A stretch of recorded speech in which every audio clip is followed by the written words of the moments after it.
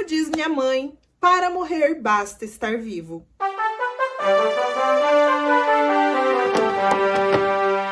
Olá, curiosos! Tudo bem com vocês? E antes mesmo de irmos para o vídeo, se você ainda não está inscrito, dá uma verificada aí, se inscreve nesse canal, curte os vídeos, assista os outros vídeos. Se você chegou agora, seja muito bem-vindo. E vamos para o vídeo sobre mortes bizarras e idiotas, eu diria.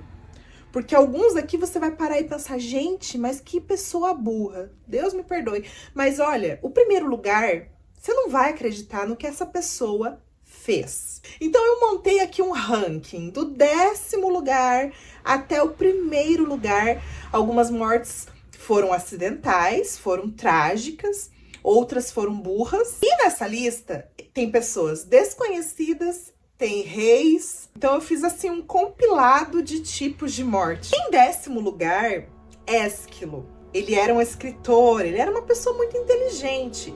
E Ésquilo, em 455 a.C., recebeu uma profecia que o teto de uma casa cairia sobre a sua cabeça. Então ele evitava ficar dentro das casas, em lugares fechados.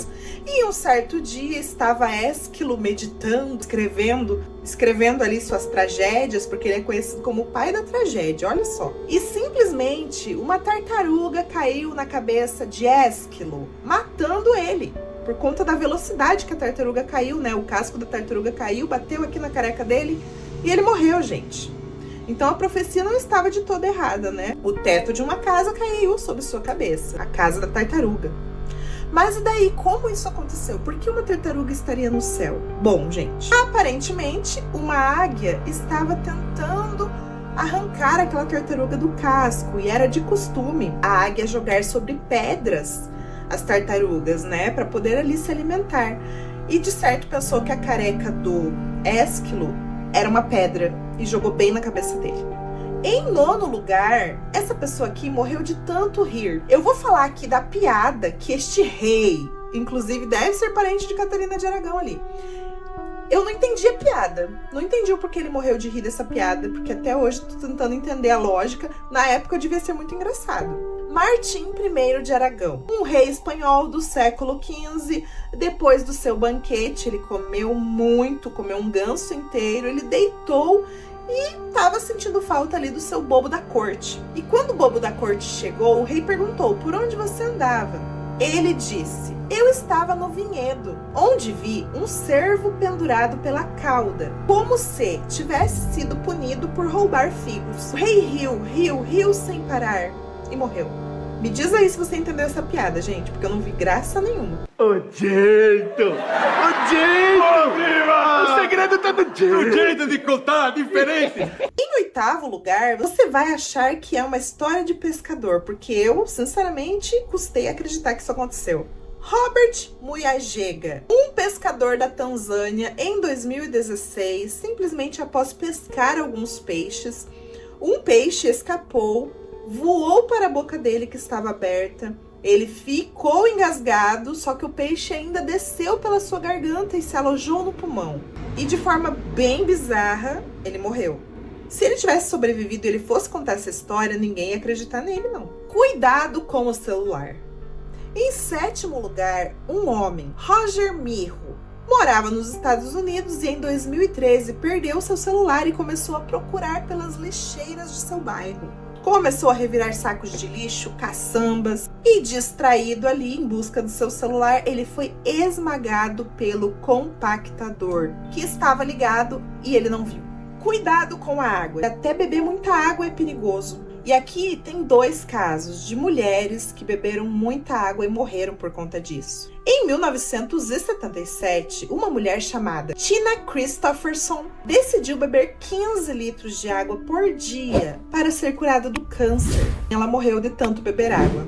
E em 2007, outra mulher chamada Jennifer Strange, ela morreu em um concurso, depois de tanto tomar água nesse concurso para ganhar um Nintendo. Em 5º lugar, é bom aqui a gente refletir sobre os momentos de raiva. Jeremy Breno, de apenas 16 anos de idade. Em 1994, ele estava jogando golfe.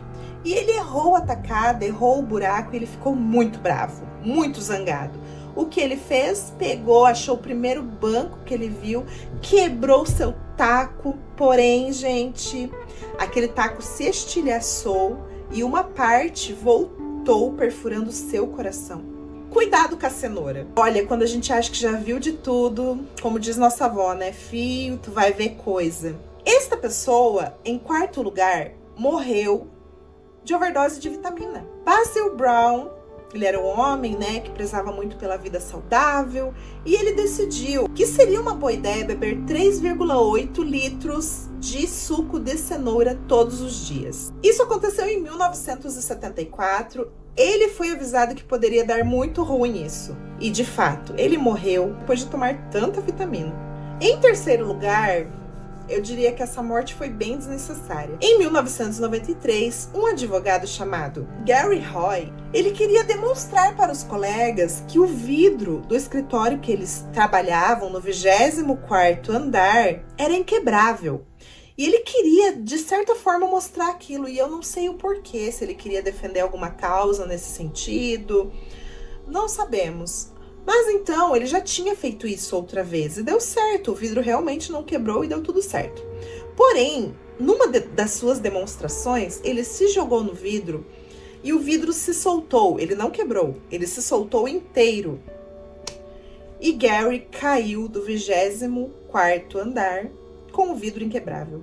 Em segundo lugar, temos outro rei, Carlos II, o rei de Navarra. Naquela época, as pessoas acreditavam que a aguardente e bebidas alcoólicas eram um remédio. Então, ele deu uma sugestão para que as pessoas dormissem, e ele, inclusive, dormia com um lençol embebido de aguardente. Lembrando que numa época onde não existia eletricidade, então as pessoas colocavam velas em seus quartos, né? Para dar uma clareada. O que aconteceu? A vela tocou no seu lençol e ele morreu carbonizado. Esse primeiro lugar parece até inacreditável, gente. Eu não acredito que uma pessoa teve uma ideia tão tonga. Ou essa pessoa estava muito bêbada, ou ele realmente não amava viver. Alguns amigos se reuniam e enchiam a cara. E nessas reuniões, eles faziam disputas de masculinidade. Umas brincadeiras bem bobas, assim, sabe? E numa dessas disputas, um dos rapazes, um dos homens que ali estavam, cortou o próprio pé. Então o fazendeiro Asninski, para não ficar por baixo, para não ficar por trás, e queria mostrar ser o homem mais macho que tinha ali, pegou uma motosserra, e vocês não sabem o que ele fez. Cortou os dois pés? Ah, bom se fosse. Ele decidiu cortar a própria cabeça. Pois é, gente, eu não tô brincando. Ele saiu como o macho da história para alguns, para outros ele saiu como o idiota da história, né? Isso aconteceu em 1995 e o fazendeiro Asninski tinha 30 anos de idade apenas. Depois dessa, gente, eu vou ficando por aqui. Até o próximo vídeo.